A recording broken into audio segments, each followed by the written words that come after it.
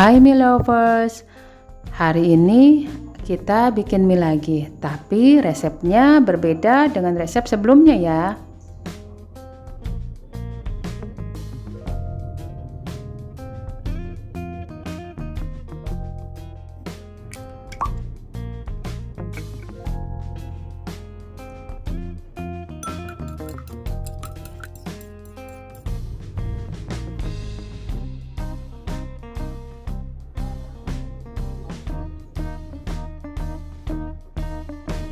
Resep mie telur ini bisa dijadikan menjadi aneka kreasi olahan masakan mie. Rasanya enak, teksturnya lembut, tapi mie-nya nggak mudah putus.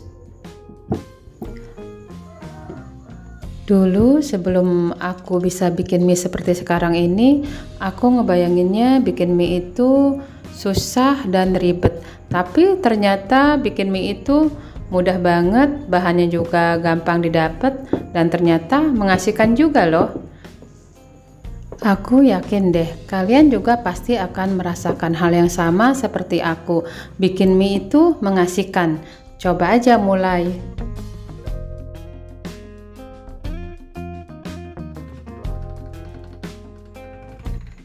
Oh iya, karena gilingan mie yang lamaku itu udah macet-macet, akhirnya aku beli gilingan mie yang baru.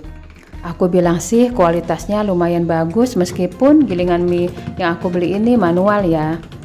Bagian untuk memipihkan adonannya ada 7 ketebalan ukuran, dari yang paling tebal sampai yang paling tipis. Untuk ukuran mie-nya dia lebih kecil dari ukuran gilingan mie-ku yang lama. Buat kalian yang nggak suka terlalu mie yang besar, ini cocok banget.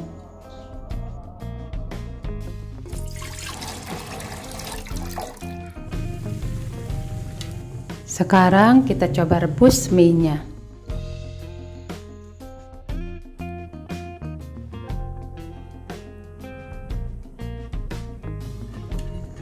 Nah, ini meskipun udah direbus sampai matang, mie-nya tetap bagus, nggak putus, dan nggak ada yang hancur.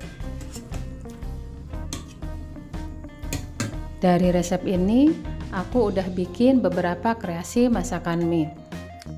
Dan aku akan share di channel ini, jadi kalian stay tune terus ya. Selamat mencoba.